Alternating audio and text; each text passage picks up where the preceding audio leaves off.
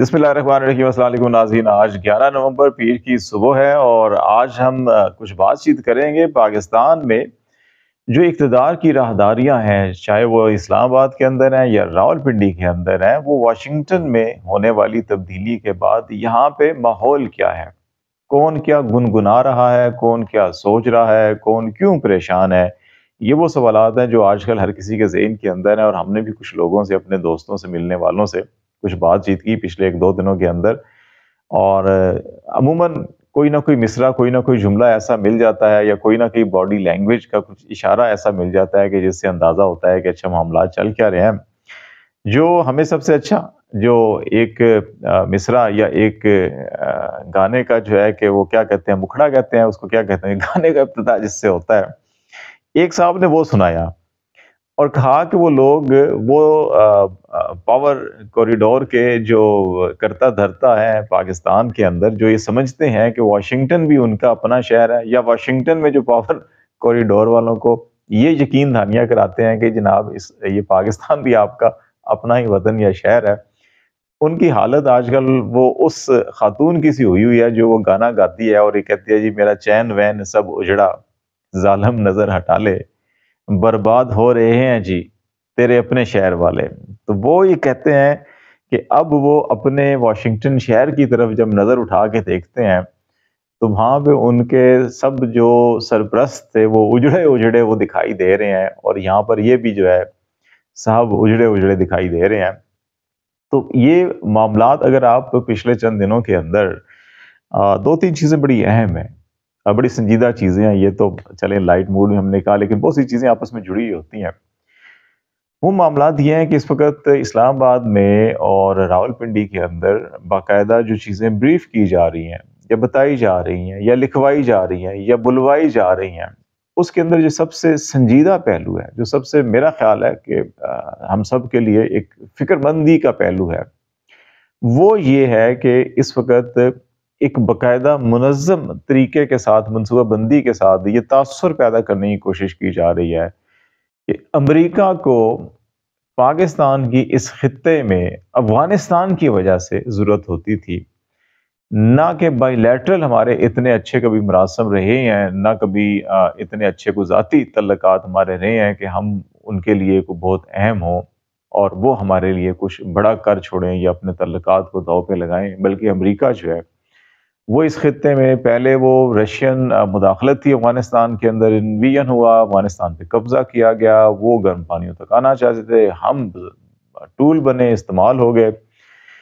پھر امریکنز نے یہاں پر جو ہے کہ وہ 9/11 ہوا، اور پھر وہی جو سارے کے سارے اللہ کے مجاہدین تھے، یہ ہمارے مجاہدین تھے جو اللہ کی راہ میں، حق کی راہ میں جہاد کر رہے تھے، پھر ہم نے ان کو دہشت گرد قرار دیا، امریکہ نے قرار دیا، ہم نے بھی دہشت گرد قرار دے دیا، اور پھر امریکہ کا انٹرسٹ تھا کہ انہی دہشت گردوں کو جن کو رشیا کے خلاف ہم نے استعمال کیا تھا،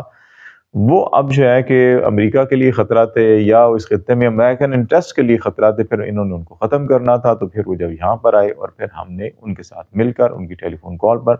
انہی اپنے اللہ کے راہ میں مجاہدین لڑنے والے حق کے راستے پر جو تھے ان کو ہم نے دہشت گرد قرار دے کے ان کے خلاف بھی، اور پھر اپنے پاکستان میں بھی بے شمار شہریوں کے خلاف ایک بڑے پیمانے کے اوپر آپریشنز کیے جو ابھی تک جاری ہیں، اور جن کے ہمیں خمیازہ جو ہے ابھی تک بھگتنا پڑ رہا ہے۔ اور وہ آپ کو بھی ریسنٹلی کوئٹہ کے اندر بھی اگر آپ دیکھ لیں تو یہ سارے کے سارے ہماری اپنی غلط پالیسیوں کا نتیجہ ہے کہ جس کی وجہ سے لوگ اسلحہ اٹھا لیتے ہیں، لوگ پہاڑوں پہ چلے جاتے ہیں، یا لوگ ریاستی اداروں کے خلاف جو ہے کہ وہ ہتھیار اٹھا لیتے ہیں اور لڑنے پہ تیار ہو جاتے ہیں۔ بنیادی عنصر ہے وہ سماجی، معاشی، معاشرتی اور سیاسی ناانصافی ہے، عدم استحکام ہے، عدم انصاف ہے، اور یکساں مواقع سب کو فراہم نہیں کیے جاتے، جس کی بنیادی وجہ یہ ہے ان کو ہم ٹھیک کرتے نہیں ہیں، لیکن ہم ہمیشہ چڑھ دوڑتے ہیں۔ ان غلطیوں کی وجہ سے یہ سارا کچھ ہوا۔ پھر ابھی ریسنٹ پاس کے اندر ہم سی پیک کے حوالے سے ہم نے بڑا، چائنا کے حوالے سے ہماری 70 سال سے ہماری ایک پالیسی ہے، اس کو ہم کنٹینیو کرتے جا رہے ہیں۔ ابھی پچھلے 1-2 سالوں میں آپ نے دیکھا کہ افغانستان کے ساتھ ہمارے تعلقات بہتر نہیں تھے، اور ابھی جو ٹرمپ ایڈمنسٹریشن یہ کہہ رہی ہے، ٹرمپ بار بار یہ کہہ رہا ہے کہ جو ہم نے دوحہ مذاکرات کا عمل شروع کیا تھا یا پیس پروسیس شروع کیا تھا افغانستان میں، اس کو بائیڈن انتظامیہ نے جو ہے کہ وہ ٹھیک طریقے سے اس کو حکمت عملی پر عمل نہیں کیا اور اس کو پایہ تکمیل تک نہیں پہنچایا، اور اب ہم دوبارہ سے اس کو ریوائیو کریں گے۔ اب یہاں پہ پچھلی بائیڈن انتظامیہ کے ساتھ مل کر ہم نے بھی تو سب کچھ وہی کیا جو وہ کرتے تھے، اور پچھلے 2 سالوں سے دیکھ لیں، 1.5-2 سال سے ہمارے افغانستان کے ساتھ تعلقات کشیدگی، بارڈرز کے اوپر ہم دھمکیاں ایک دوسرے کو دے رہے ہیں، کبھی بارڈر بند کر رہے ہیں، کبھی ہم حملہ کر رہے ہیں جناب ادھر. تو یہ کبھی افغانستان کے ساتھ ہمارا معاملہ نہیں تھا. مغربی بارڈر تو ہمارا، ہم کہتے تھے ہماری فرنٹ لائن ہے، یہ ہمارے وہ مجاہدین ہیں جو ہمارا دفاع کرتے ہیں، وہاں پہ دفاع بھی کرتے ہیں اور کشمیر میں کشمیریوں کی مدد بھی کرتے ہیں. یہ ہمیشہ سے ہمارا سٹینڈ تھا. لیکن ہم نے افغانستان جس کے لیے ہم نے 30 سال قربانی دی، ایک بہت بڑی تعداد افغان اپنے بھائیوں کی، بہنوں کی، بچوں کی ہمارے ہاں مقیم رہے، لیکن اس کے ثمرات کے یا اس کا ایٹ دا الٹیمیٹ اینڈ جو نکلا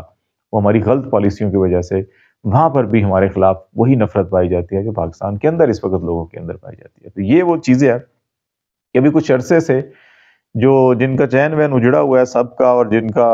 وہ ان کو کہہ رہے ہیں کہ آپ تو اپنے ہی شہر والے تھے، اپنے ہی ہمارے تھے، تو اب کچھ مہربانی کریں کہ جناب کیا ہو گیا، کیا نہیں ہو رہا. تو ان کا خیال یہ ہے کہ یہاں پہ بہت سے لوگ جو ماؤتھ پیس کے طور کے اوپر استعمال ہوتے ہیں، وہ بات یہ کر رہے ہیں آج کل کہ جناب کہ امریکہ کو ہمارا عمران خان سے کیا لینا دینا، پی ٹی آئی سے کیا لینا دینا، انسانی حقوق سے کیا لینا دینا، سیاسی حقوق سے کیا لینا دینا، جمہوریت سے کیا لینا دینا ان کو. انہوں نے ہمیشہ امریت کو اور طاقتور کو اور فوج کو سپورٹ کیا ہے، چاہے وہ ضیاء اللہ کی رجیم ہو، چاہے مشرف کی رجیم ہو. وہ اپنے انٹرسٹ کو دیکھتے ہیں اور یہ کرتے ہیں. اب ان کا اس ریجن کے اندر اگر انٹرسٹ ہے تو وہ صرف اور صرف عمران خان نہیں ہے، وہ پاکستان نہیں ہے، وہ افغانستان نہیں ہے، بلکہ وہ چائنا کا بڑھتا ہوا انفلوئنس ہے اس خطے میں، اور یہاں سے بڑھتا ہوا مڈل ایسٹ اور یورپ کی طرف ہے. تو وہ چائنا کے انفلوئنس کو کم کرنے کے لیے اس خطے میں وہ انڈیا کی مدد کر رہا ہے. اور اگر ہم یہ آفر امریکہ کو کر دیں کہ جناب ہم بھی آپ کے اس کام میں برابر کے شریک ہو سکتے ہیں اور ہم بھی آپ کے ساتھ یہ سروس کر سکتے ہیں، تو امریکہ پھر یہاں بھی انسانی حقوق کو بھول جائے گا، میڈیا کی آزادی کو بھول جائے گا، اور پھر جو ہے کہ وہ ضیاء اللہ کی طرح اور مشرف کی طرح پھر کسی طالع آزما کو، پھر کسی عامر کو، پھر کسی ظالم کو، پھر کسی جابر کو جو ہے کہ اسی طرح سے سپورٹ کرنا شروع کر دے گا جیسے ماضی میں کرتے رہے. یہ جو سوچ ہے یہ بڑی خطرناک سوچ ہے. اب اس کا ڈائریکٹلی جو ہے کہ جو لوگ جن کی یہ خواہش ہے وہ نہیں بات کر رہے، لیکن انڈائریکٹلی اپنے جو فرنٹ مین یا فرنٹ وومن رکھی ہوئی ہیں انہوں نے، ان کے ذریعے یہ باتیں کہلوا رہے ہیں اور کر رہے ہیں. اور اندرون خانہ بہت سی ایسی چیزیں یا انفارمیشن ایسی ہے یا ایسی چیزیں ہو رہی ہیں جس کے اوپر کہیں نہ کہیں کسی نہ کسی جگہ کے اوپر اس قسم کا تاثر بھی دیا جا رہا ہے، پیغام بھی بھیجے جا رہے ہیں. تو یہ ابھی ہم دیکھنا ہوگا کہ ہم کیا ابھی تک ہم اگر 70-80 کی دہائی سے لے کر آج تک ہم پہلے افغانستان کے معاملے کے اوپر اگر ہم امریکہ کی لڑائی لڑتے رہے، نہ ہم رشیا سے اچھے تعلقات بنا سکے، نہ ہم امریکہ سے جس کے لیے لڑائی لڑتے رہے ان کے تعلقات بنا سکے، نہ ہم افغانستان کے جن کے شہریوں کو، اپنے بھائیوں کو، بہنوں کو، بچوں کو یہاں 30 سال تک ہم نے ان کو پناہ دی اور ان کو مدد کی، ہر طرح کی مدد کی، ہم ان کے دلوں میں اپنے لیے اگر محبت پیدا نہیں کر سکے اپنی غلط پالیسیوں کی وجہ سے، غلط حکمت عملی کی وجہ سے، تو کیا ہم اس سے کوئی بڑی سنگین غلطی تو نہیں کرنے جا رہے؟ یہ ایک وہ بہت بڑا اہم سوال ہے. دوسری طرف پاکستان تحریک انصاف کے جو سپورٹرز ہیں اور جو اوورسیز پاکستانیز بھی ہیں، اور ان کا یہ خیال ہے کہ جناب ٹرمپ کو بریف کیا گیا، اس کو بتایا گیا، اور پھر ٹرمپ سے جو امیدیں لگائی بیٹھے ہیں یہ لوگ سارے کے سارے. ابھی ریسنٹلی اس نے اپنے 10 پوائنٹس دیے تھے، وہ بالکل ایسے لگتا ہے جیسے پاکستان کے حالات کے بارے میں بات کی جا رہی ہو، کچھ اسٹیبلشمنٹ کو ایسے کریں گے، سیکورٹی اسٹیبلشمنٹ کو، کرپٹ ناظر کو، کرپٹ ججز کو، ساری چیزیں پاکستان کے اندر بالکل موجود ہیں. پھر میڈیا سے متعلق جو ان کی جو سینسرشپ پالیسی تھی، ابھی بائیڈن انتظامیہ کی آزادی اظہار کے اوپر پابندی تھی، ڈیپ سٹیٹ اور کارپوریٹ میڈیا کا جو کارٹل تھا ہمارے یہاں بھی بالکل ہے، اور جو فنڈ فراہم کیے جاتے تھے ایسے اداروں کو جو میڈیا سینسرشپ کے حوالے سے بڑا اہم کردار ادا کر رہے تھے، وہ فنڈ بند کریں گے. محکمہ انصاف جو ہے کہ وہ تحقیقات کا حکم دیا گیا کہ آن لائن جو سینسرشپ ہے اس کے حوالے سے، اور پھر تمام کو یہ کہا گیا جی کہ ارکان کو اپنے کہ وہ بائیڈن انتظامیہ کو خط لکھیں کہ کوئی بھی جو ایویڈنس ہیں وہ ڈیلیٹ نہ کیے جائیں، تلف نہ کیا جائے، اور ڈیجیٹل پلیٹ فارم کو تحفظ دیا جائے گا وہاں پر. اور مس اور ڈس انفارمیشن کہ جتنے بھی ایسے منصوبے جن کو فنڈنگ کی جا رہی تھی ان کو سب کو بند کیا جائے گا، فنڈ فراہم کیے جائیں گے. یہ سب کی سب چیزیں ایسے لگتا ہے جیسے پاکستان کے بارے میں کی جا رہی ہے. یہ سب کا سب پاکستان میں ہوتا ہے. جو سب سے اہم بات ہے جو انہوں نے کہا کہ if we don't have a free speech we don't have a free country, it's simple as that. کہ اگر ہمارے پاس فری سپیچ نہیں ہے تو پھر ملک بھی آزاد نہیں ہے. تو پاکستان کے اندر بھی اگر فری سپیچ نہیں آزاد نہیں ہے پاکستان کے اندر جو پابندیاں، میڈیا سینسرشپ، بھی ساری چیزیں جو ہیں کہ بہت سے لوگ یہ امید لگا کے بیٹھے ہیں پی ٹی آئی کے بھی اور باقی جو ٹرمپ انتظامیہ سے اس وقت رابطے میں ہے کہ وہ وہی کردار ادا کریں گے جو کلنٹن نواز شریف کے لیے کیا تھا. اور